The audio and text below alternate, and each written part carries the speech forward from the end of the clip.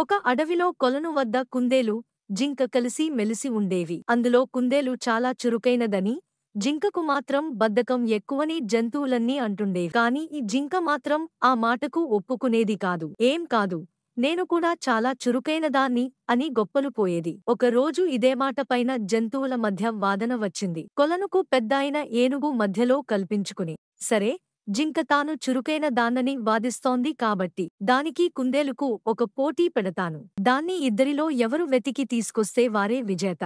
ఒక పెద్ద దుంపను మన కొలను ప్రాంతంలోనే దాచిపెడతాను. దానికి కుందేలు, జింక సరేనన్నాయి. మిగతా జంతువులన్నీ ఉత్కంఠగా చూస్తున్నాయి. ఆ దుంప మొత్తాన్ని బహుమతిగా పొందొచ్చు అని చెప్పింది. పోటీ మొదలుకాగానే కాసేపు గబగబా వెతికిన జింకకు అంతలోనే విసుగొచ్చింది. అబ్బా, ఇంత పెద్ద ప్రాంతంలో ఆ దుంపను వెతకడమంటే కష్టమే.